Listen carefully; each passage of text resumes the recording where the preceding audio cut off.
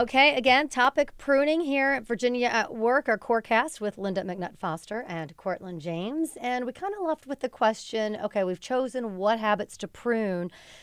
Now, okay, how do I do it? How do you do it? I think that's one of the most difficult things to actually do. I was with a client. She's the cutest thing in the world. And yesterday, she was like, I love the planning part because then everything just looks possible. And then I have to actually do it.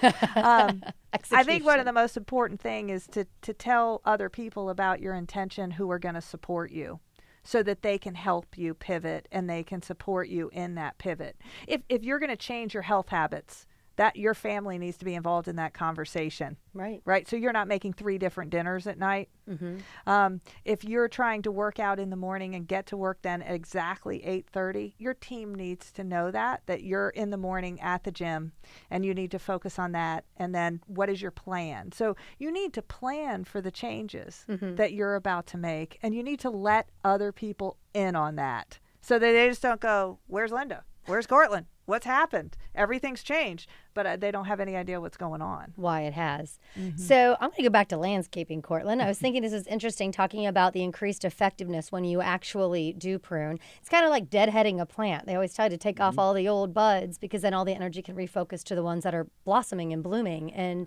it's the same thing. It seems like if you prune and take off, deadhead your life, get rid of the things you don't need, how does it help the things that you do need? And it goes back to the resources you have to accomplish that desired outcome. You're using every resource you have in the most effective way if you prune the things that aren't serving your outcome. So all of your resources, all of your time, all of your energy, everything you've got can go toward the outcome, and you're not spending time on those dead branches or those dead parts of the plant that they're there, but they're not really getting you to the outcome of being the best you or achieving that desired outcome. Right. They're brown. They're going to stay that way. They're not going anywhere except for on the ground eventually.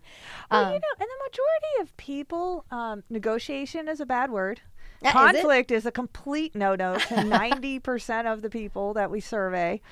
Conflict is just, and no to a lot of people is a conflict setup. Okay. So it's difficult for people to prune because they're going to have to say no to something to say yes to something else. So if you have a strong enough desired outcome, then you can answer the question, why must I suffer? If you have not clearly defined your deepest why of why that outcome is so important, then you can't answer the question, why must I suffer, when you have to emotionally suffer, when you have to have that difficult conversation with your boss or your spouse or your children or your friends. Whoever it is, you're not going to, as soon as it gets tough, you're going to go, yep, nope, I'm going back to the chocolate. Yep, nope, I'm going back to checking my email at 5 a.m. Like, you're not going to be able to prune anything because you can't answer that question. Because it's short-term suffering. If you get through that conversation and do it well, you have to be genuine and kind to the person you're talking to. Absolutely. But then you can move forward. Yeah, what's their win in this situation? Right. If you're getting in later in the morning because you're working out, is that going to stall their entire workflow? There needs to be a conversation about that. Right. Just because you have the authority doesn't mean it's okay for you to do it. Right. And tell me too, Courtland, and the CEOs, executives that you have helped train over the years, what are some of the biggest impacts that you've seen when people have successfully gone through? And it's got to be a good feeling as a coach to be like, yes, he did it, or she did it.